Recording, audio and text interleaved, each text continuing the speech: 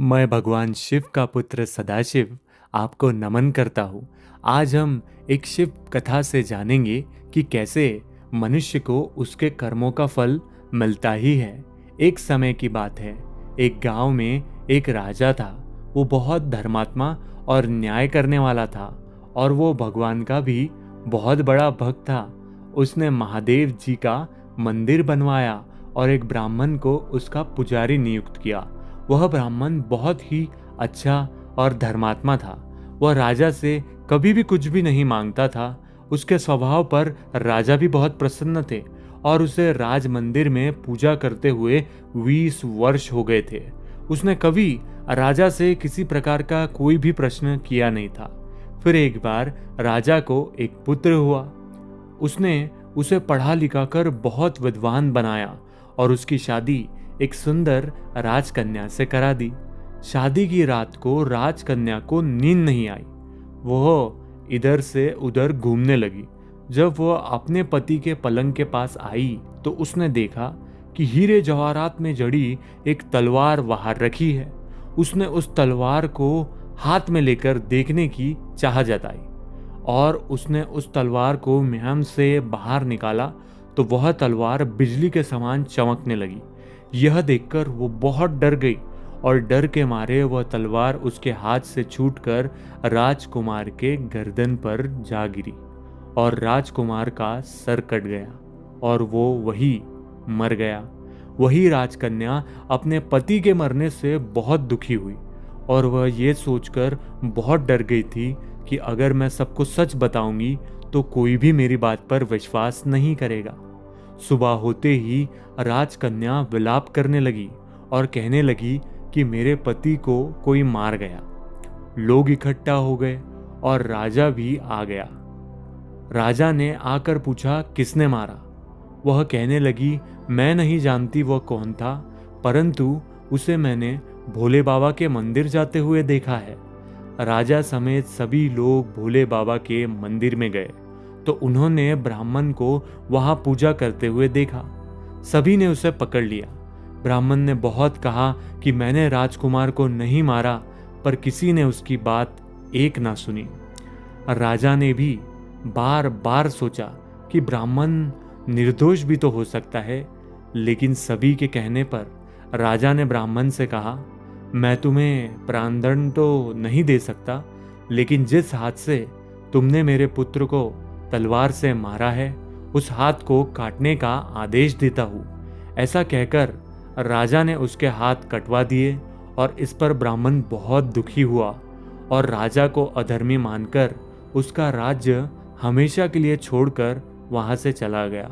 उसने फिर बहुत खोज की कि कोई विद्वान ज्योतिषी मिले तो अपने बिना किसी अपराध के हाथ काटने का कारण मैं जान सकूं। फिर उसे काशी में एक विद्वान ज्योतिषी मिले। वह ज्योतिषी से मिलने उनके घर गया तो वह ज्योतिषी नहीं थे। उनकी पत्नी उनकी आलोचना कर रही थी और उन्हें बहुत भला बुरा कह रही थी। थोड़ी देर में वह ज्योतिषी घर आ गए। उनके घर आने के बाद भी उनकी पत्नी उनका तिरस्कार कर रही थी, पर ज्योतिषी चुप रहे और उन्होंने अपने स्त्री से कुछ भी ना कहा। इसके बाद वह अपनी गद्दी पर जाकर बैठ गए। ब्राह्मण को देखकर ज्योतिषी ने कहा कहिए ब्राह्मण देवता, आपका यहाँ कैसे आना हुआ। ब्राह्मण ने कहा आया तो अपने बारे में कुछ पूछने के लिए हूँ, लेकिन पहले आप अपना हाल बताइए कि आपकी पत्नी अपनी जुबान से आपका इतना तिरस्कार क्यों करती है। तब ज्योतिषी ने कहा यह मेरी स्त्री नहीं, मेरा कर्म है। दुनिया में हम जिसे भी देखते हैं, भाई हो, पुत्र हो, शिष्य हो, पिता या कोई भी संबंधी क्यों ना हो, वह सब हमारा अपना ही कर्म है।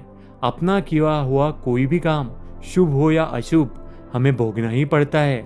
इसीलिए मैं अपने कर्मों को भोग रहा हूँ और उसी में खुश हूँ।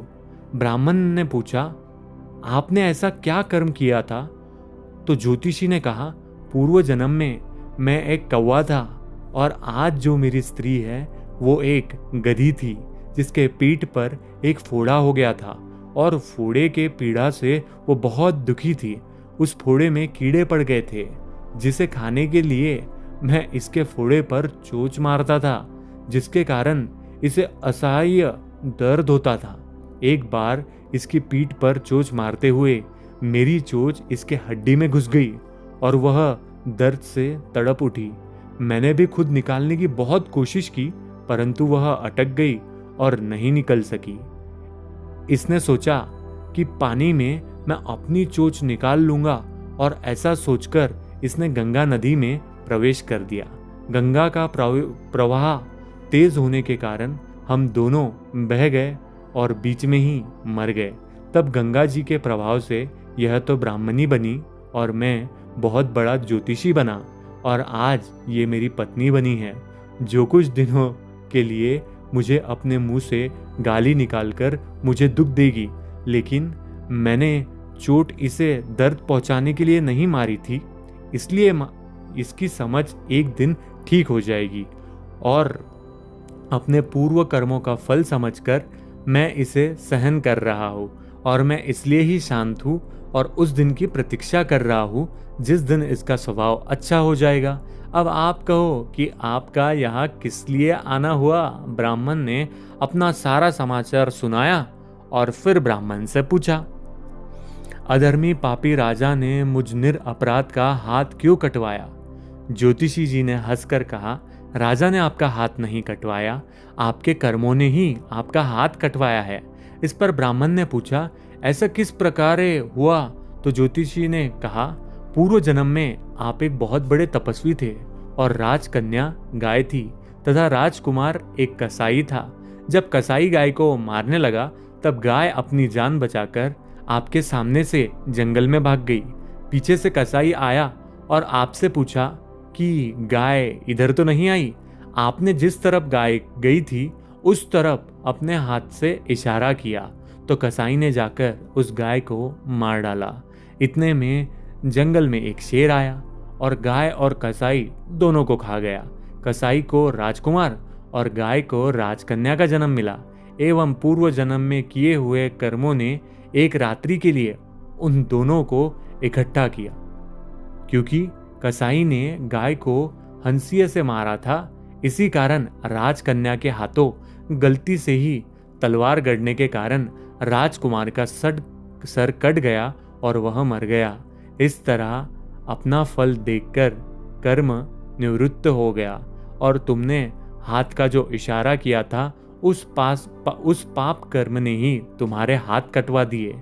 इसमें तुम्हारा ही दोष है, किसी और का नहीं। इससे हमें यही सीख मिलती है दोस्तों कि जीवन में हम जैसे भी कर्म करते हैं, कर्मों का परिणाम हमें भुगतना ही पड़ता है। जैसा हमने किया है उसका फल हमें ज़रूर मिलता है। इसलिए हमें अपने कर्मों को सावधानी से चुनना चाहिए ताकि हम दूसरों का कोई नुकसान ना करें और हमेशा अपने कर्मों से दूसरों का भला करें। बाकी अगर आप साम सदाशिव नाम का जप भी करते हैं तो बुरे कर्मों से भी आप छुटकारा पा सकते हैं। तो आज के लिए इतना ही। हर हर महादेव। साम सदाशिव मित्रों।